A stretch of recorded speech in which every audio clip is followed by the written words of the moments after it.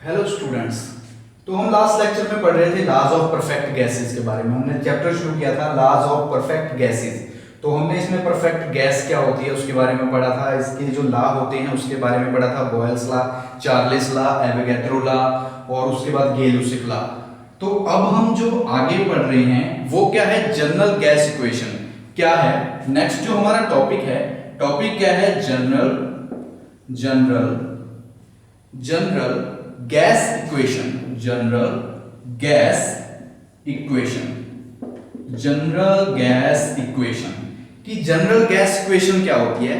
तो ये इक्वेशन निकालने के लिए हम जितने भी वेरिएबल, जो भी मतलब अपने 3 वेरिएबल्स होते हैं, प्रेशर, वॉल्यूम और टेम्परेचर, इन सभी को क्या करेंगे, इस इक्वेशन में कंसीडर करेंगे।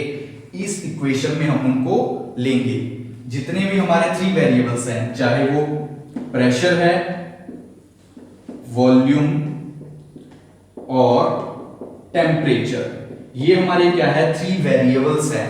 इन वेरिएबल्स की सहायता से हम जनरल गैस इक्वेशन को प्रूव करेंगे, डेरिवेट करेंगे, प्रेशर, वॉल्यूम और टेम्परेचर की सहायता से। तो शुरू करते हैं। तो सबसे पहले जनरल इक्वेशन में हम क्या करेंगे, अकॉर्डिंग टू बॉयल्स लॉ, जैसे हमने बॉयल्स लॉ में पढ़ा था, बॉयल्स लॉ याद होगा आपको क्या था, according to Boyle's law. Boyle's law में क्या था, अकॉर्डिंग टू बॉयल्स लॉ का फॉर्मूला क्या होता था, हमारा जो प्रेशर होता था, एब्सोल्यूट प्रेशर होता था, हमने बॉयल्स लॉ में पढ़ा था, एब्सोल्यूट प्रेशर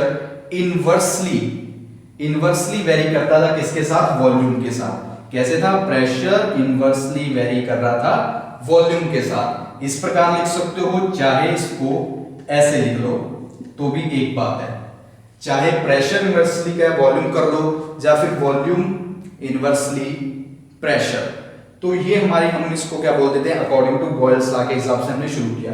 उसके बाद according to Charles law,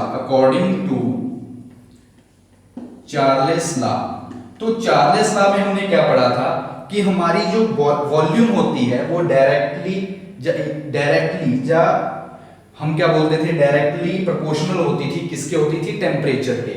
volume क्या था, डायरेक्टली प्रोपोर्शनल थी, डायरेक्टली वेरी कर रही थी, किसके साथ वेरी कर रही थी, टेम्परेचर के साथ। तो हमने स्टार्टिंग में बॉयल्स लॉ लिखा, बॉयल्स लॉ का फॉर्मूला हमने पहले पढ़ा था। चार्ल्स लॉ का, चार्ल्स लॉ भी हमने लास्ट लेक्चर में पढ़ा था। चार्ल्स लॉ क्या होता है, वॉल्यूम डायरेक्टली वेरी कर रहा है किसके साथ, टेम्परेचर के साथ। अब इन दो इक्वेशंस के साथ हम आगे इस डेरिवेशन को क्या करेंगे, शुरू करेंगे। फ्रॉम अबव द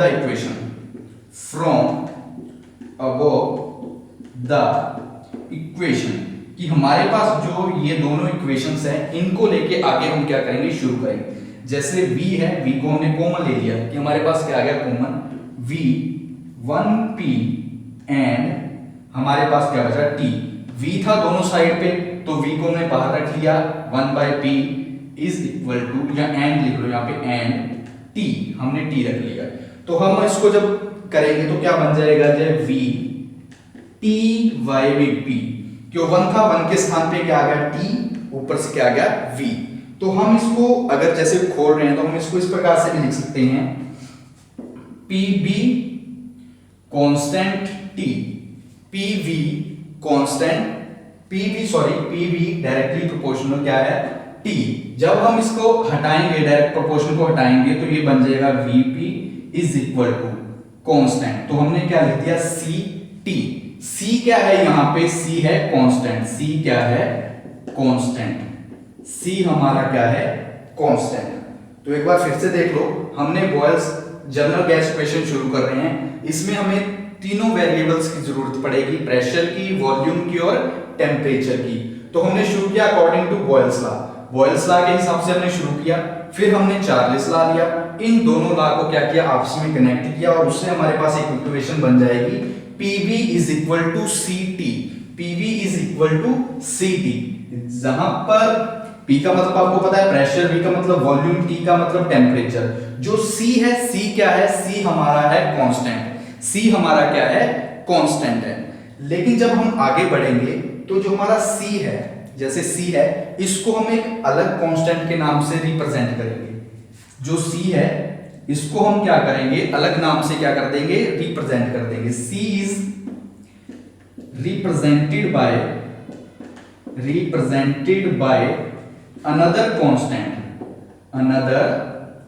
कांस्टेंट, वो क्या है r। अनदर कांस्टेंट क्या है r, कि जहां पर भी c है तो c कांस्टेंट को हम हटा देंगे, c के स्थान पे किसका यूज कर देंगे, r का। यानी कि ये बन जाएगा pv is equal to r, pv is equal to rt।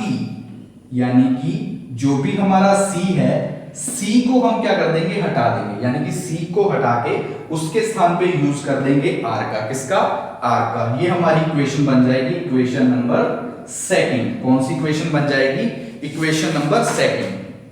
अभी हमने पीछे पढ़ा, जैसे हमने मान लिया कि मास हम यूज कर रहे हैं, तो हमने जो पिछली इक्वेशन की थी हमने उसमें लिखा था pv is equal to mrt।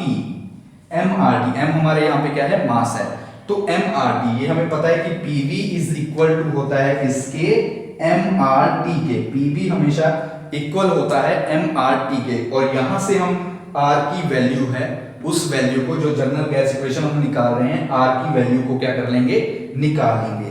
r की वैल्यू को क्या हम करेंगे, निकाल लेंगे। जैसे r इज इक्वल टू तो क्या बनेगा, pv divide by mt, divide by mt, pv divide by mt। अब जो भी इनकी, जैसे ये हमारा क्या बन जाएगा, जनरल इक्वेशन का फॉर्मूला, जनरल गैस इक्वेशन का फॉर्मूला बन जाएगा pv divide by mt, pv divide by mt।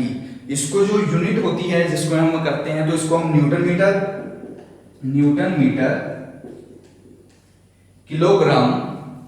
Kilogram के, तो ये क्या है, इसकी एक यूनिट है। ये क्या है, जनरल गैस इक्वेशन की यूनिट है। तो अब देखो, शुरू से हम पढ़ रहे थे जनरल गैस इक्वेशन के बारे में। तो जनरल गैस इक्वेशन जब भी हम निकाल रहे हैं, डेरिवेट कर रहे हैं, ड्राइव कर रहे हैं, तो हमें 3 वेरिएबल्स की जरूरत पड़ेगी। कौन कौन से वेरिएबल, प्रेशर, वॉल्यूम और टेम्परेचर की। तो सबसे पहले हम जब शुरू कर रहे हैं इक्वेशन को डेरिवेट, तो हम करेंगे according to Boyle's law. Boyle's law लेंगे। बॉयल्स लॉ में हमने पढ़ा था कि प्रेशर इनवर्सली वेरी करता है वॉल्यूम के। चार्लीस लॉ लेंगे, तो चार्लीस लॉ में हमने पढ़ा था कि वॉल्यूम डायरेक्टली वेरी करता है किसके, टेम्परेचर के। अब हम इन दोनों इक्वेशंस को कंबाइन कर देंगे। तो कंबाइन करने के बाद हमारे पास जो इक्वेशन आएगी वो आएगी pv is equal to ct। p मतलब प्रेशर, v का मतलब वॉल्यूम और t का मतलब है टेम्परेचर। लेकिन c हमारे पास है कांस्टेंट। जब हम आगे लेके जाएंगे इक्वेशन को, तो c को हटा देंगे, c के स्थान पे हम एक अनदर कांस्टेंट का यूज करेंगे। उस कांस्टेंट के नाम को क्या बोल देंगे, r। उसका नाम क्या होगा, r। अब हमें पता है कि pv इज इक्वल टू क्या होती है, mrt। जो भी हमारी pv होती है, pv क्या होती है, इज इक्वल टू mrt। तो mrt हमने निकालनी है r, तो r को हम क्या करेंगे, बाहर रखेंगे, is equal to pv divide by mt। तो हमारे पास pv डिवाइड बाय mt। तो ये आ जाएगी हमारी जनरल गैस इक्वेशन। कौन सी इक्वेशन बन जाएगी, जनरल गैस इक्वेशन। अब हम बात करते हैं स्पेसिफिक हीट के बारे में, कि स्पेसिफिक हीट क्या होती है गैस की। अब हम बात करेंगे स्पेसिफिक हीट के बारे में। उसके बाद बात करेंगे specific heat at constant pressure क्या होता है, specific heat at constant volume क्या होती है।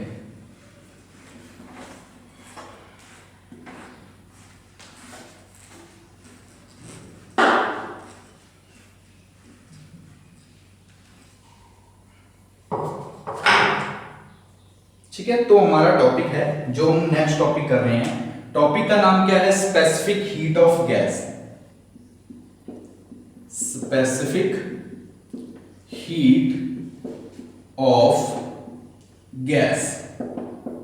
स्पेसिफिक हीट ऑफ गैस क्या होती है, तो क्या है, the amount of heat required, the amount of heat required to raise the temperature of unit mass through 1 degree. यानी कि कोई भी हमारे पास 1 यूनिट मास है, उसका 1 डिग्री तक टेम्परेचर रेज करने के लिए हमें कितनी हीट की आवश्यकता होगी। हमें कितनी हीट की जरूरत होगी, उसको हम क्या बोलते हैं, specific heat of gas. The amount of heat required to raise its temperature of 1 unit mass through 1 degree, यानी कि 1 यूनिट मास का 1 डिग्री तक टेम्परेचर इंक्रीज करने के लिए हमें कितनी हीट की जरूरत होगी, हमें कितनी अमाउंट की जरूरत होगी हीट की, उसको हम क्या बोलेंगे, स्पेसिफिक हीट ऑफ गैस। उसको हम क्या बोलेंगे, स्पेसिफिक हीट ऑफ गैस। अब हम बात करते हैं सेकंड, इसी में है specific heat at constant pressure. Specific heat at constant pressure, कि जब हमारा प्रेशर कांस्टेंट हो तो उस दौरान हमें कितनी हीट की जरूरत होगी। ठीक है, इसको शॉर्ट फॉर्म में सीपी भी लिखते हैं, सीपी शॉर्ट फॉर्म में लिखते हैं सीपी। ये इसकी क्या है, शॉर्ट फॉर्म। सी मतलब कांस्टेंट, पी का मतलब है pressure.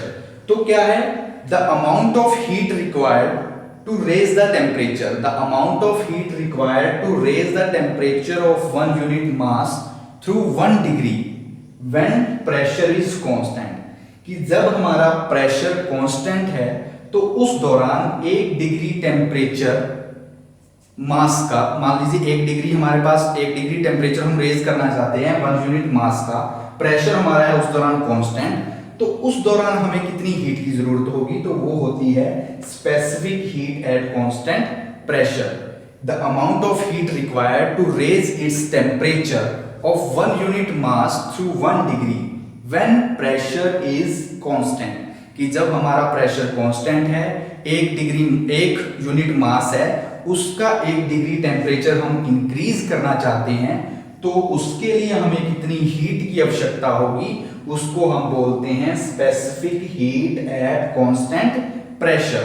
Specific heat at constant pressure, इसको निकालने का फॉर्मूला होता है क्या हो, इज इक्वल टू क्या हो, मतलब heat M C P T2 minus T1, T2 minus T1, क्या वो हीट है, m का मतलब मास, Cp हमारा कांस्टेंट प्रेशर हो गया, T टेम्परेचर, और ये फाइनल टेम्परेचर, इनिशियल टेम्परेचर। तो ये हमारा बन गया specific heat at constant pressure को निकालने का फॉर्मूला। अब हम बात करते हैं आगे specific heat at constant volume की। अब हम बात कर रहे हैं स्पेसिफिक हीट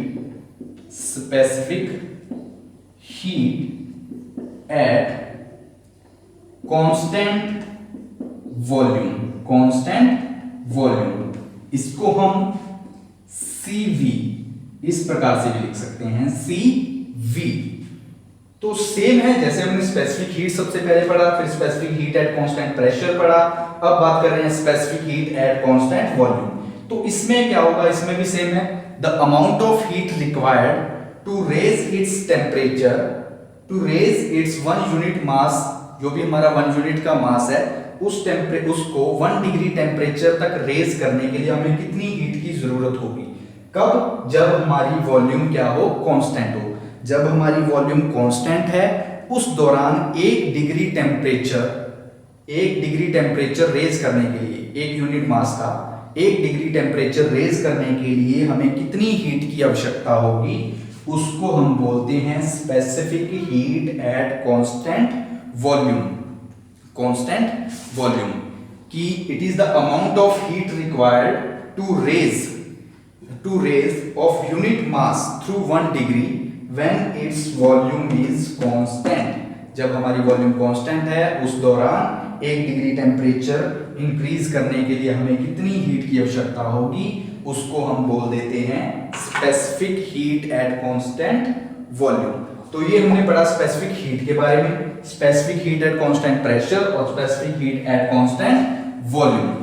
अब हम बात करते हैं आगे रिलेशनशिप बिटवीन स्पेसिफिक हीट, जो हमारी स्पेसिफिक हीट होती है इनके बीच के रिलेशनशिप के बारे में।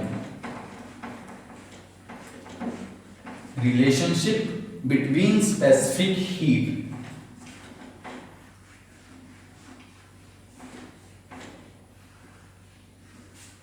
Relationship between specific heat. तो हमारा जो टॉपिक है, टॉपिक का नाम है रिलेशनशिप बिटवीन स्पेसिफिक हीट। जो स्पेसिफिक हीट होती है उनके बीच का जो रिलेशन है वो क्या है।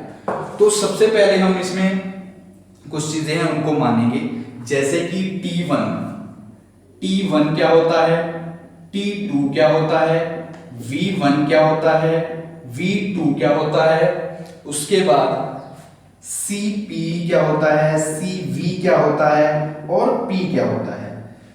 नाम से पता लग रहा है T1 क्या है, इनिशियल टेम्परेचर ऑफ गैस। जो भी गैस है उसका जो इनिशियल टेम्परेचर होगा, इनिशियल टेम्परेचर ऑफ गैस, जो भी गैस है, गैस के इनिशियल टेम्परेचर को हम बोलेंगे T। जो फाइनल टेम्परेचर होगा वो क्या होगा, T2। जो इनिशियल वॉल्यूम होगी उसको हम बोलेंगे V1। फाइनल वॉल्यूम को बोलेंगे V2, final volume of gas. Cp क्या है, specific heat at constant pressure, specific heat at constant pressure. इसी प्रकार Cv क्या है, specific heat at constant volume. और P क्या है, P हमारा है एब्सोल्यूट प्रेशर। P क्या है हमारा, प्रेशर। P हमारा यहाँ पे क्या है, प्रेशर।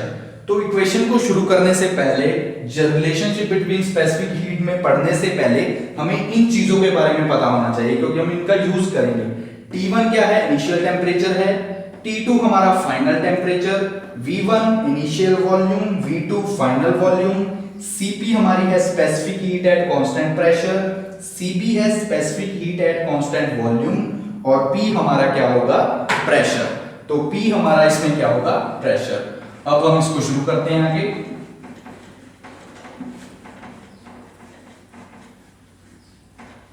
ठीक है, इक्वेशन को शुरू करते हैं। तो सबसे पहले क्या है, हीट सप्लाई कर रहे हैं गैस को कांस्टेंट प्रेशर पे। हीट सप्लाई हो रही है गैस को कांस्टेंट प्रेशर पे, तो क्या होगा, तो इक्वेशन बन जाएगी Q is equal to m Cp T2 minus T1। क्यों, क्योंकि हमने क्या बोला था कि हीट सप्लाई कर रहे हैं गैस को किस पे, कांस्टेंट प्रेशर पे। तो हमने हीट कांस्टेंट प्रेशर, उस पे हम क्या कर रहे हैं, उसको हीट सप्लाई कर रहे हैं। उसके बाद क्या है, हीट की वजह से हीट का यूज करेंगे हम इंटरनल एनर्जी को इंक्रीज करने के लिए। तो हम लिखेंगे heat is used to increase internal energy कि इंटरनल एनर्जी को इंक्रीज करने के लिए हम किसका यूज करेंगे, हीट का। तो फॉर्मूला उसका बनेगा Q is equal to W plus du। ये हमारी थी इक्वेशन 1, ये बन जाएगी हमारी इक्वेशन नंबर 2। Equation number 2। अब हम आगे बात करेंगे एक्सटर्नल वर्क के लिए। हमने पहले हीट के बारे में पढ़ा, उसके बाद हीट यूज कर रहे हैं इंटरनल एनर्जी को इंक्रीज करने के लिए। अब हमें हीट चाहिए वर्क डन के लिए, हीट फॉर वर्क डन। तो वर्क डन के लिए हमें हीट चाहिए, तो उसका फॉर्मूला बनेगा W is equal to P V2 minus V1। तो ये हमारी बन जाएगी इक्वेशन नंबर 3। कौन सी इक्वेशन बन जाएगी, 3। अब हम फिर से क्या कर रहे हैं, जो हमारी इंटरनल एनर्जी है उसको हम इंक्रीज कर रहे हैं, कि उसमें क्या चेंज आया, इंक्रीज इन इंटरनल एनर्जी,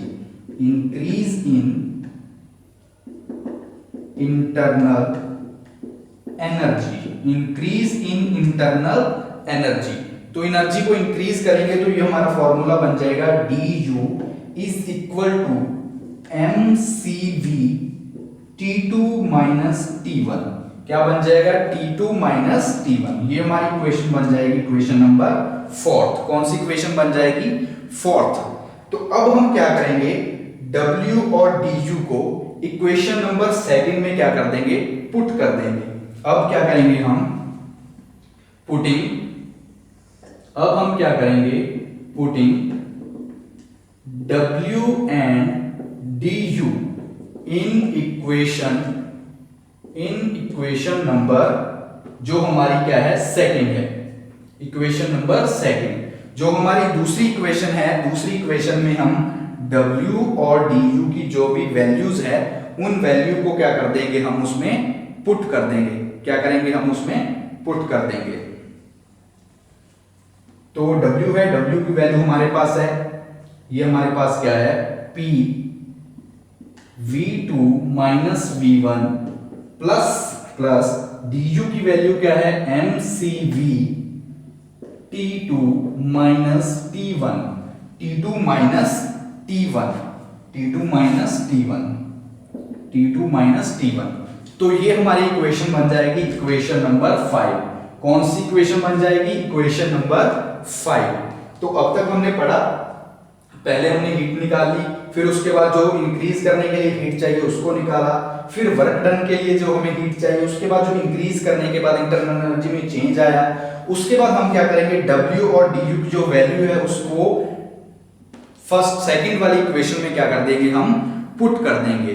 अब हम क्या करेंगे, अब हम जो भी गैस की इक्वेशंस है उनका यूज करेंगे, using characteristic gas equation, using gas equation, कि हम किसका यूज करेंगे, गैस इक्वेशन। गैस इक्वेशन पता है हमें, PV इज इक्वल टू क्या होती है, mRT। गैस इक्वेशन हमारी क्या होती है, PV is equal to mRT 1। इसी प्रकार PP जब की बात करेंगे तो mRT2, mRT2, ये 1 में बात होगी, ये में होगी हमारी 2 में बात। तो जब हम इसको खोल के लिखेंगे तो क्या बन जाएगा, तो ये हमारा बन जाएगा P V2 minus V1 is equal to V2 minus V1 is equal to mR T2 minus T1। तो ये हमारी वैल्यू थी, जो हमने वैल्यू यहां पे पुट कर दी। PB का कौन सा बन जाएगा, V2 minus V1 is equal to mR T2 minus T1। तो ये हमारी बन जाएगी इक्वेशन नंबर 6। कौन सी इक्वेशन बन जाएगी, इक्वेशन नंबर हमारी 6। अब हम क्या करेंगे, पुटिंग वैल्यू ऑफ P, जो भी हमारी ये P की वैल्यूज है, जो हमारी पुटिंग वैल्यूज है फ्रॉम इक्वेशन 6 और 5, जो भी हमारी 6 और 5 है उसमें हम क्या कर देंगे, पुट कर देंगे। जो भी हमारी P है, P के स्थान पे हम क्या कर देंगे, इस चीज को क्या करेंगे, पुट कर देंगे। Putting P V2 minus V1 in equation V6 और V5, यानी कि जो 5 नंबर इक्वेशन है और 6 नंबर इक्वेशन है, वहां पे हम क्या कर देंगे, जो वैल्यू है उस वैल्यू को क्या कर देंगे, पुट कर देंगे। तो पहले पे हम ये पुट करेंगे, तो ये अपना बनेगा mR T2 minus T1 is equal to MCV T2 minus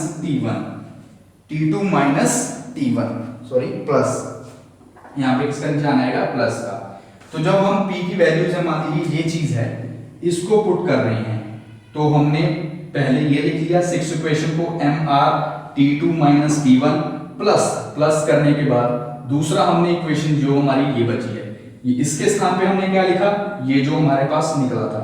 उसके बाद बचा हमारे पास MCB T2 माइनस T1, उसको हमने एज इट सेम लिख लिया MCB T2 माइनस T1। तो यहां तक हम निकला।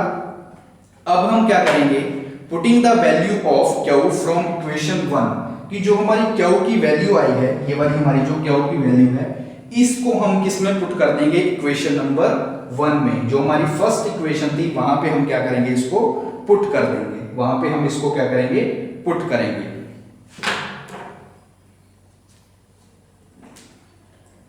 ठीक है, एक बार देख लो फिर इसको रफ करते हैं कि हमने शुरू किया था रिलेशनशिप के पेज में, तो हीट के बारे में हमने पढ़ा था कहां पे, कांस्टेंट प्रेशर की। जब हमारा कांस्टेंट प्रेशर होगा तो हीट क्या होगी, तो हमने हीट पढ़ी Q is equal to MCP T2 minus में T1। उसके बाद हमें हीट चाहिए, किसके लिए चाहिए, इंक्रीज करने के लिए इंटरनल एनर्जी। तो उस दौरान हमारा फॉर्मूला बन जाएगा Q is equal to D plus D U. उसके बाद हम इंक्रीज कर रहे हैं, यानी कि चेंज के लिए लगा दिया हम, यू होता है इंटरनल एनर्जी। उसके बाद हमने चाहिए हीट फॉर वर्क डन, कि हम जो वर्क डन कर रहे हैं उसके लिए भी हमें हीट की जरूरत है। तो उसका फॉर्मूला बन जाएगा W is equal to P V2 minus में V1 थर्ड इक्वेशन। अब हमारे पास जो इंक्रीज होने के बाद चेंज आया है इंटरनल एनर्जी में, तो du is equal to mcv T2 minus में T1। अब हम क्या करेंगे, जो W और du की वैल्यूज है, W और du की वैल्यू है, इनको पुट कर देंगे इक्वेशन नंबर जो हमारी सेकंड थी, सेकंड इक्वेशन में हम W और du की दोनों वैल्यूज को इसमें क्या कर देंगे, पुट कर देंगे। उसके बाद ये हमारे पास इक्वेशन बन जाएगी। फिर हम जनरल इक्वेशन लगाएंगे, जैसा कि आपको पता है PV इज इक्वल टू होता है mRT, PV is equal to होता है mRT। तो अब जहां पर भी PV है, इन वैल्यूज पे हम क्या पुट कर देंगे, mRT2 माइनस में T1। तो इसको पुट कर देंगे, इस स्थान पे हमने पुट कर दिया, ये वैल्यू आ गई, दूसरे स्थान पे mCV की जैसी सेम एज इट है सेम वैल्यू आ गई। अब हम करते हैं आगे।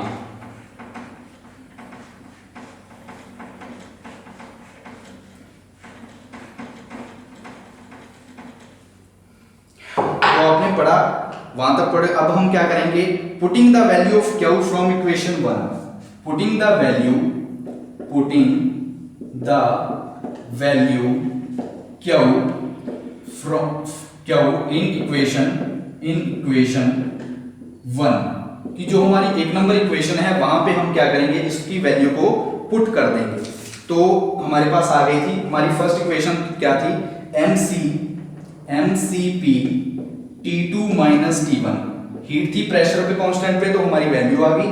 उसके बाद हमारे पास आ गया mR T2 minus T1 plus mCb T2 minus T1, तो ये हमारे पास बन गई वैल्यू। अब इसमें से जो भी कट रहा है, जो भी जिस चीज को काट रहे हैं वो काट देंगे, तो हमारे पास क्या बचेगा, Cp is equal to R plus Cb। हमारे पास क्या बच जाएगा, Cp is equal to R plus Cb। तो इसको हम इस प्रकार भी लिख सकते हैं, Cp प्लस है, इस साइड आके माइनस हो जाएगा, Cb is equal to R। तो ये हमारी बन जाएगी रिलेशनशिप बिटवीन स्पेसिफिक हीट, ये हमारा फॉर्मूला बन जाएगा रिलेशनशिप बिटवीन स्पेसिफिक हीट का। तो आज हमने लॉज ऑफ परफेक्ट गैसेस का चैप्टर स्टार्ट किया, तो उसमें हमने पढ़ा कि परफेक्ट गैसेस क्या होती है, गैसेस के लॉ क्या होते हैं, चाहे वो बॉयल्स लॉ हो, चार्लेस लॉ हो, गेलुसिक लॉ हो, एवोगैड्रो लॉ हो।